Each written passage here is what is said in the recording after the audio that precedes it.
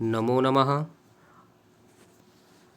आज हम लोग कुछ भारतीय कालगणना के बारे में जानेंगे जो विशिष्ट नाम से प्रचलित हैं। आप सभी तो आधुनिक काल में जानते ही हैं, पर कुछ जो हैं भारतीय गणना के अनुसार उनका क्या नाम है।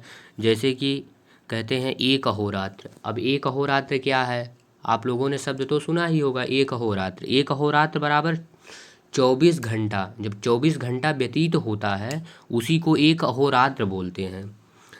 तो कहते हैं एक अहोरात्र में 8 प्रहर होते हैं। 8 प्रहर होते हैं। इसके अतिरिक्त भारतीय कालगणना में कुछ विशिष्ट नाम भी प्रचलित हैं। जैसे कि आप लोगों ने सुना होगा, हमारे यहाँ के लोग बोलते हैं प्रातःकाल, हमने प्रातःकाल ये काम किया है। सायंकाल हमने उनको कहीं देखा है। प्रदोष, माताएं और बहनें पूछती हैं प्रदोष काल क्या होता है। अक्सर जिज्ञासा होती है, आप लोग पूछते हैं प्रदोष क्या होता है। तो आज हम जानेंगे प्रातःकाल क्या है, सायंकाल क्या है। सायंकाल का नाम सुना है, पर सायंकाल का टाइम क्या है, समय क्या है, ये आज आप लोग जानिए कि सायंकाल कहते किसको है। प्रातःकाल कब होता है? प्रातःकाल तो आप लोग जानते हैं सूर्योदय हुआ तो आप लोग समझते हैं प्रातःकाल हो गया। सायंकाल जब सूर्य अस्त होते हैं तो आप लोग समझते हैं सायंकाल होगा, पर ऐसा नहीं है। क्योंकि प्रातःकाल सायंकाल कुछ क्षण के लिए होता है, ना कि वो काफ़ी टाइम के लिए होता है। तो आज हम जानेंगे प्रातःकाल क्या है।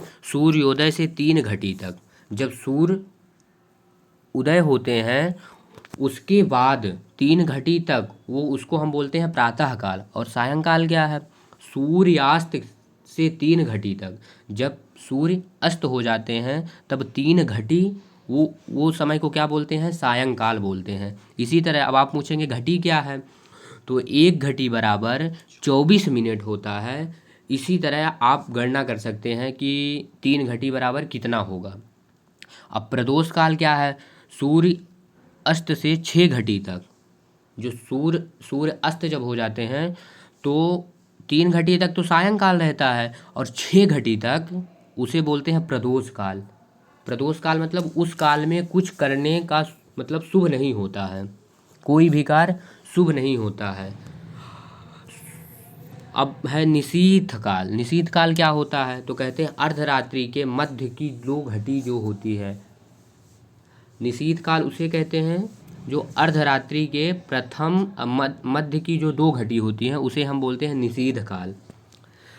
अब है उषा काल। उषा काल क्या है? उषा काल सूर्योदय से पूर्व 5 की घटी है। सूर्योदय हुआ उसके जो पूर्व की 5 घटी होगी उसे बोलते हैं उषा काल। उषा मतलब शीतकाल, ये तो आप जान ही गए हैं।